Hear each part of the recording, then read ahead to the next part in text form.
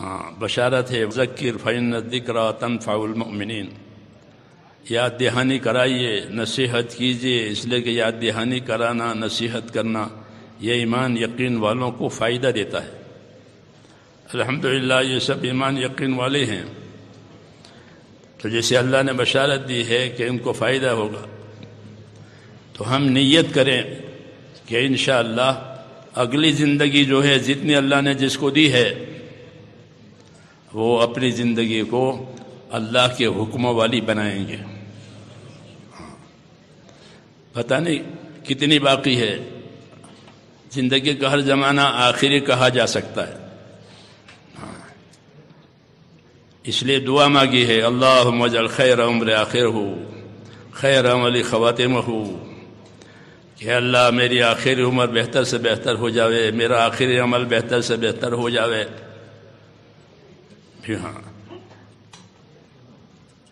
تو ان دعاؤں کا مقصد یہ ہے کہ آدمی اپنی آخرت کی فکر کے ساتھ اپنی زندگی گزارے، اس لیے کہ رخ آخرت ہی کی طرف ہے، دوسری طرف نہیں ہے۔ وَإِلَيْنَا تُرْجَعُونَ، ہماری ہی طرف لوٹ کر آؤ گے، یوں کہا وَإِلَيْنَا تُرْجَعُونَ، ہماری ہی طرف لوٹ کر آؤ گے، دوسری طرف جا ہی نہیں سکتے۔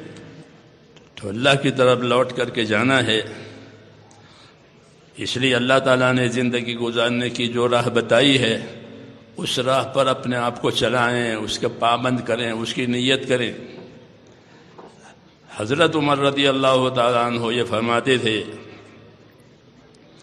کہ کما تحیون تموتون وکما تموتون تبعثون، کہ جیسی زندگی گزارو گے ویسے مرو گے، اور جیسے مرو گے ویسے قبروں میں سے اٹھو گے۔ یہ ایک بات بہت اہم بات ہے، کما تحیون تموتون وکما تموتون تبعثون، کہ جیسے زندگی گزارو گے ویسے مرو گے، جیسے مرو گے ویسے اپنے قبروں میں سے اٹھو گے۔ آخرت جو ہے تمام پوشیدہ باتوں کو کھولنے والی ہے، تمام چھپی باتیں کھلنے والی ہے، یوم تبلی السرائر، تمام پوشیدہ بات کھلے گی۔ اس لیے پہلی بات تو یہ ہے کہ ہر آدمی اپنے اور خدا کے درمیان کا معاملہ صحیح رکھے، یہ پہلی بات ہے۔